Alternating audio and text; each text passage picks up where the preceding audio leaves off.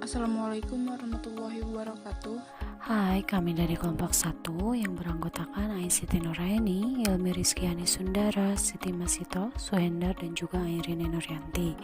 Pada kesempatan kali ini, kami akan menjelaskan mengenai ekonomi Pancasila, koperasi, dan juga market ekonomi.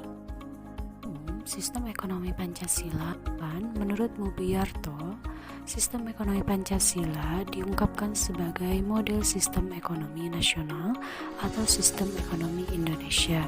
Istilah itu sesuai dengan pandangan Sumitro Jojo Hadikusumo yang pernah menulis sebuah buku di mana menjelaskan bahwa sistem ekonomi Pancasila adalah penjabaran dan realisasi nilai-nilai Pancasila dalam perekonomian Indonesia. Sistem ekonomi yang berlaku di Indonesia sebenarnya telah ditetapkan melalui undang-undang dengan melihat tiga faktor. Pertama adalah faktor kesejahteraan, kemudian adanya faktor keyakinan seperti agama dan ideologi yang dianut, serta yang ketiga adalah faktor geografi ekonomi, misalnya wilayah, kepulauan, atau juga pulau-pulau kecil lainnya. Terdapat beberapa ciri atau karakteristik dalam sistem ekonomi Pancasila yang dapat kita ketahui. Yang pertama adalah etika dan nilai agama yang terlibat dalam keputusan perekonomian. Kemudian kebijakan ekonomi yang mengedepankan nilai kemanusiaan. Yang ketiga, perekonomian disusun sebagai badan usaha bersama dengan berasaskan pada kekeluargaan. Yang keempat, pengelolaan ekonomi dilakukan dengan pemufakatan lembaga perwakilan rakyat. Kemudian, cabang-cabang produksi yang penting bagi rakyat dikuasai oleh negara. Hal ini dilakukan agar mencapai kemakmuran pada rakyat. Kemudian, kekayaan di bumi Indonesia dikuasai oleh negara untuk kemakmuran rakyat itu sendiri.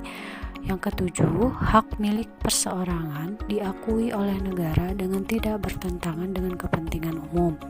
Yang kedelapan, daya kreasi ekonomi masyarakat tidak merugikan kepentingan umum.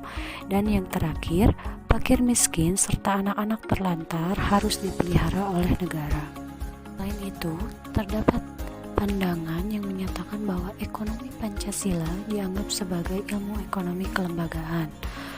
Maksudnya sesuai dengan Undang-Undang tahun 1945 pasal 33 di mana menjelaskan bahwa ekonomi kekeluargaan adalah ekonomi yang demokratis di mana kemakmuran masyarakat lebih diutamakan ketimbang kemakmuran orang perseorangan. Dan dalam cara pelaksanaannya pun, ekonomi yang demikian adalah dengan melalui sistem ekonomi koperasi, ekonomi berdasarkan kerjasama, dan bukan dengan ekonomi yang berdasarkan pada persaingan bebas. Ekonomi kelembagaan adalah pendekatan ekonomi yang mengakui bahwa dasar perilaku ekonomi tidaklah selalu merupakan kepentingan yang serasi, tetapi justru menampakkan kepentingan yang saling bertabrakan. Yang selanjutnya yaitu koperasi. Koperasi adalah suatu perkumpulan yang beranggotakan orang-orang atau badan hukum yang memberikan kebebasan kepada anggota untuk masuk dan keluar dengan bekerja sama secara kekeluargaan, menjalankan usaha untuk mempertinggi kesejahteraan jasmaniah para anggotanya. Menurut Arifina Seniego tahun 1984. Menurut Undang-Undang Nomor 25 Tahun 1992 tentang Perkoperasian Indonesia, koperasi adalah badan usaha yang beranggotakan orang seseorang atau badan hukum koperasi dengan melandaskan kegiatannya berdasarkan prinsip koperasi sekaligus sebagai gerakan ekonomi rakyat yang berdasarkan atas dasar asas kekeluargaan. Sedangkan menurut Dr. Fay tahun 1980 berpendapat bahwa koperasi adalah suatu perserikatan dengan tujuan berusaha bersama yang terdiri atas mereka yang lemah dan diusahakan selalu dengan semangat, tidak memikirkan diri sendiri sedemikian rupa, sehingga masing-masing sanggup menjalankan kewajibannya sebagai anggota dan mendapat imbalan sebanding dengan pemanfaatan mereka terhadap organisasi. Koperasi bertujuan memajukan kesejahteraan anggota pada khususnya dan masyarakat pada umumnya, serta ikut membangun tatanan perekonomian nasional dalam rangka mewujudkan masyarakat yang maju, adil dan makmur berlandaskan Pancasila dan Undang-Undang Dasar 1945. Pasal 3 Undang-Undang Nomor 25 1992 tentang tujuan koperasi. Terdapat landasan koperasi Indonesia yang melandasi aktivitas koperasi di Indonesia, yaitu landasan ideal sama dengan Pancasila, landasan mental sama dengan setia kawan dan kesadaran diri sendiri, landasan struktural dan gerak sama dengan Undang-Undang Dasar 1945 Pasal 33 Ayat 1. Yang selanjutnya adapun prinsip koperasi Undang-Undang Nomor 25 Tahun 1992. Yang pertama, keanggotaan bersifat sukarela dan terbuka. Yang kedua, pengelolaan dilakukan secara demokrasi. Yang ketiga, pembagian SHU dilakukan secara adil sesuai dengan jasa usaha masing-masing anggota. Yang keempat, pemberian balas jasa yang terbatas terhadap modal. Yang kelima, kemandirian. Yang keenam, pendidikan perkoperasian. Yang ketujuh, kerjasama antar koperasi. Selanjutnya, manfaat koperasi. Manfaat koperasi ini dibagi menjadi dua bidang, itu di bidang ekonomi. Yang pertama, meningkatkan penghasilan para anggotanya. Yang kedua, sisa hasil usaha dibagikan kembali kepada anggota sesuai dengan aktivitas yang berlangsung. Yang ketiga, menawarkan barang jasa dengan lebih murah dibanding dengan toko-toko yang lain. Yang selanjutnya, hasil ini bertujuan agar barang jasa ini mampu dan dapat dibeli oleh anggota atau masyarakat umum yang kurang mampu. Selanjutnya, melatih masyarakat untuk menggunakan pendapatannya secara efektif dengan membiasakan hidup hemat. Terus, menumbuhkan sikap jujur dan terbuka dalam setiap pengelolaan koperasi. Yang kedua, di bidang sosial, antara lain mendidik anggotanya untuk memiliki semangat kerja dan semangat kekeluargaan. Selanjutnya, mendorong terwujudnya masyarakat damai dan tentram. Yang selanjutnya, mendorong terwujudnya aturan yang manusiawi. Yang selanjutnya adalah ciri-ciri koperasi. Yang pertama, dasar pendirian dan tujuan berdasarkan kesamaan cita-cita untuk mencapai kesejahteraan bersama. Yang kedua, sifat anggota terbuka dan sukarela. Yang ketiga, hak suara dalam suatu rapat anggota tidak dapat diwakili siapapun. Yang keempat, pembagian keuntungan atas besar atau kecilnya pendapatan jasa setiap masing-masing anggota. Yang kelima, koperasi selalu memperhatikan usaha kesejahteraan masyarakat sekitarnya. Yang keenam, modal koperasi diperoleh dari simpanan setiap anggotanya. Yang selanjutnya yaitu tujuan koperasi. Profesor William F. Gluck menjelaskan 4 alasan mengapa perusahaan harus mempunyai tujuan. Yang pertama, tujuan membantu mendefinisikan organisasi dalam lingkungannya. Yang kedua, tujuan membantu mengkoordinasikan keputusan dan pengambilan keputusan. Yang ketiga, tujuan penyediaan norma untuk menilai pelaksanaan prestasi organisasi. Yang keempat, tujuan merupakan sasaran yang lebih nyata daripada pernyataan misi. Adapun jenis-jenis koperasi di Indonesia, koperasi dapat pula dikelompokkan berdasarkan sektor usahanya. Yang pertama adalah koperasi simpan pinjam. Koperasi simpan pinjam adalah koperasi yang bergerak di bidang simpanan dan pinjaman. Yang selanjutnya adalah koperasi konsumen. Koperasi konsumen adalah koperasi beranggotakan para konsumen dengan menjalankan kegiatannya jual beli menjual barang konsumsi. Selanjutnya adalah koperasi produsen. Koperasi produsen adalah koperasi beranggotakan para pengusaha kecil menengah atau UKM dengan menjalankan kegiatan pengadaan bahan baku dan penolong untuk anggotanya. Yang selanjutnya, koperasi pemasaran. Koperasi pemasaran adalah koperasi yang menjalankan kegiatan penjualan produk atau jasa koperasinya atau anggotanya. Yang selanjutnya, koperasi jasa. Koperasi jasa adalah koperasi yang bergerak di bidang usaha jasa lainnya seperti jasa asuransi, angkutan, dan lainnya. Yang seterusnya adalah fungsi dan peran koperasi. Yang pertama, membangun dan mengembangkan potensi serta kemampuan ekonomi anggotanya dan masyarakat untuk meningkatkan kesejahteraan ekonomi sosialnya. Yang kedua, berperan secara aktif dalam upaya mempertinggi kualitas kehidupan masyarakat. Yang ketiga, memperkukuh perekonomian rakyat sebagai dasar kekuatan perekonomian nasional. Yang keempat, berusaha untuk mewujudkan dan mengembangkan perekonomian nasional yang merupakan usaha bersama atas dasar kekeluargaan dan demokrasi ekonomi. Adapun kekurangan dan kelebihan koperasi di Indonesia. Hal yang menjadi kelebihan koperasi di Indonesia adalah satu, bersifat terbuka dan sukarela. Yang kedua, besarnya simpanan pokok dan simpanan wajib yang tidak memberatkan anggota. Yang ketiga, setiap anggota memiliki hak suara yang sama, bukan berdasarkan besarnya modal. Yang keempat, bertujuan meningkatkan kesejahteraan anggota dan bukan semata-mata mencari keuntungan. Hal-hal yang menjadi kelemahan koperasi di Indonesia adalah: yang pertama, koperasi sulit berkembang karena modal terbatas. Yang kedua, kurang baiknya pengurus dalam mengelola koperasi. Yang ketiga, pengurus kadang-kadang tidak jujur. Yang keempat, kurangnya kerjasama antara pengurus, pengawas, dan anggotanya. Yang kelima, belum adanya nama baik di mata masyarakat karena belum mampu mengangkat masyarakat dari kemiskinan.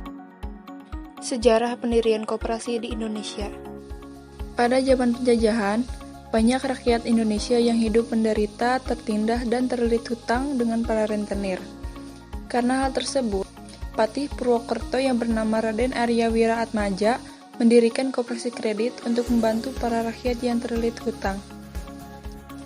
Lalu pada tahun 1908, Perkumpulan Budi Utomo memperbaiki kesejahteraan rakyat melalui koperasi dan pendidikan, dengan mendirikan koperasi rumah tangga yang dipelopori oleh Dr. Sutomo dan Gunawan Mangunkusumo. Pada tahun 1911, Serikat Dagang Islam atau SDI yang dipimpin oleh Hasan Manhudi dan H.W.S. Cokroaminoto mempropagandakan cita-cita tokoh koperasi. Tahun 1915, adanya undang-undang koperasi yang disebut Verordening of the Cooperative Verenigingen. Tahun 1927, adanya Undang-Undang Nomor 23 tentang peraturan-peraturan koperasi. Tahun 1929, Partai Nasionalis Indonesia atau PNI di bawah kepemimpinan Insinyur Soekarno mengobarkan semangat berkoperasi kepada kalangan pemuda. Pada tahun 1930, dibentuk Bagian Urusan Koperasi pada Kementerian Dalam Negeri di mana tokoh yang terkenal pada masa itu adalah R.M. Margono, Joyo Hadikusumo. Lalu pada tahun 1939, dibentuk Jabatan Koperasi dan Perdagangan Dalam Negeri oleh pemerintah. Pada tahun 1940, di Indonesia sudah ada sekitar 656 koperasi. Sebanyak 574 koperasi merupakan koperasi kredit yang bergerak di pedesaan maupun perkotaan. Pada tahun 1942, Jepang mencabut Undang-Undang Nomor 23 tadi dan menggantikannya dengan Kumini atau koperasi model Jepang. Sistem perekonomian di Indonesia. Sistem ekonomi di Indonesia sering digolongkan dalam sistem ekonomi campuran. Oleh karena itu, dalam mekanisme pengaturan ekonomi, ada bentuk campur tangan pemerintah. Adapun hal yang mendukung peran dan campur tangan pemerintah Indonesia didasarkan atas 1. Amanat Konstitusi, pembukaan UUD 1945, yaitu pasal 33, 34, 27 ayat 2, menyelenggarakan kesejahteraan sosial seluruh rakyat.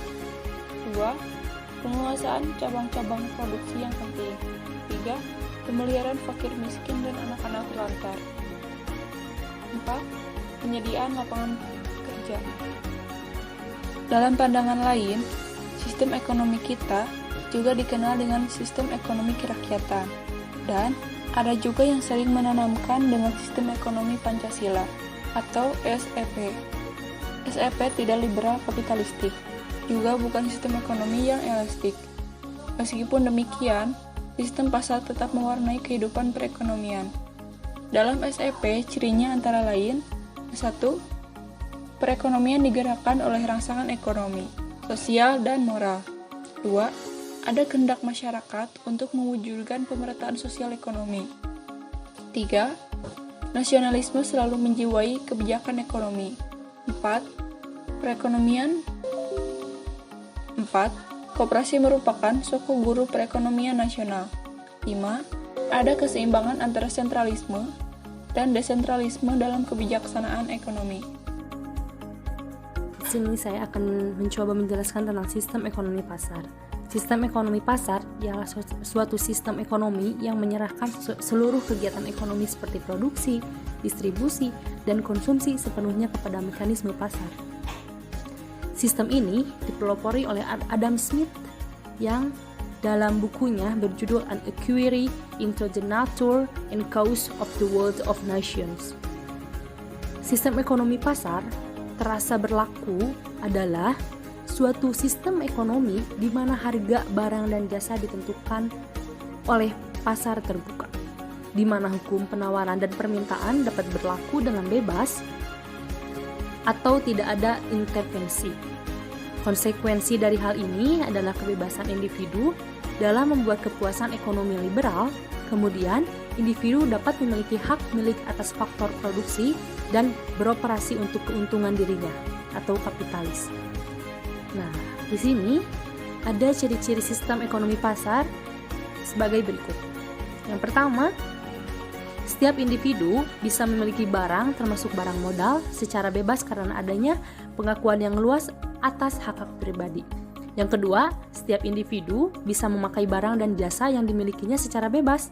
Yang ketiga, aktivitas ekonomi dilakukan untuk memperoleh laba sebesar-besarnya. Yang keempat, seluruh kegiatan ekonomi dilaksanakan oleh masyarakat swasta dan dipengaruhi oleh mekanisme pasar, permintaan, dan penawaran. Yang kelima, pemerintah tidak melakukan intervensi atau campur tangan dalam kegiatan ekonomi. Yang keenam, adanya persaingan secara terbuka antar individu dan antar perusahaan secara bebas. Yang ketujuh, modal memiliki peran yang sangat vital dalam perekonomian. Yang kedelapan, banyaknya muncul pengusaha yang kreatif dan inovatif. Dan yang terakhir, sarana dan fasilitas umum tersedia karena adanya inisiatif masyarakat. Selanjutnya, saya akan menjelaskan tentang keunggulan sistem ekonomi pasar. Sistem ekonomi yang dianut oleh banyak negara ini tentu memiliki banyak keunggulan yang bisa saya sebutkan. Yang pertama, inisiatif dan kreasi masyarakat dalam mengatur kegiatan ekonomi sangat tumbuh subur. Yang kedua, setiap individu bebas memiliki sumber-sumber produksi dan menentukan perekonomiannya sendiri. Jadi, individu di sini memiliki benar-benar kebebasan untuk menentukan suatu perekonomiannya individu tersebut. Yang ketiga, kreativitas masyarakat tinggi karena adanya kebebasan melakukan segala hal yang terbaik dirinya sehingga muncul persaingan untuk maju. Jadi, pada masyarakat tersebut memiliki beberapa persaingan antara satu dengan yang lainnya untuk benar-benar memunculkan suatu persaingan kemajuan bagi masyarakat itu tersendiri. Yang selanjutnya, barang yang dihasilkan bermutu sangat baik agar laku di pasar. Jadi, dalam hal ini banyak masyarakat yang terus-menerus melakukan produksi yang baik sehingga barang tersebut bisa laku di pasar. Yang selanjutnya, efisiensi dan efektivitas tinggi dalam memanfaatkan sumber-sumber daya dan distribusi barang-barang. Nah, hal ini juga sangat penting untuk dilihat. Mengapa? Karena dalam hal ini harus bisa memanfaatkan sumber-sumber daya yang ada di lingkungan tersebut. Yang selanjutnya, ada harga barang-barang dan jasa sangat kompetitif, bahkan bisa ada yang sangat murah sehingga konsumen diuntungkan. Jadi di sini tuh harus ada penguntungan antara satu dengan yang lainnya. Yang selanjutnya, persaingan antar individu dan antar perusahaan sangat kelihatan. Nah, di sini mengapa demikian? Karena antar individu maupun antar perusahaan saling memperlihatkan hal-hal yang baik antara individu tersebut atau perusahaan tersebut. Yang selanjutnya, kegiatan produksi hanya dilakukan sesuai kebutuhan masyarakat sehingga tidak ada barang yang tidak laku dalam jumlah besar. Nah, jadi dalam hal ini tuh banyak masyarakat untuk memproduksi suatu hal yang benar-benar dibutuhkan sehingga mereka bisa menjual belikan suatu produk tersebut dengan jumlah yang sangat besar. Yang selanjutnya, kegiatan konsumsi bisa lebih maksimal dan memuaskan setiap individu karena barang-barang dan jasa yang dibutuhkan selalu tersedia. Nah, hal ini juga bersangkutan dengan poin yang sebelumnya yang tadi saya telah paparkan. Yang terakhir, kemakmuran masyarakat terlihat jelas karena tidak ada intervensi pemerintah dalam kegiatan ekonomi. Mungkin segitu dalam pemaparan tentang keunggulan sistem ekonomi pasar. Terima kasih. Wassalamualaikum warahmatullahi wabarakatuh.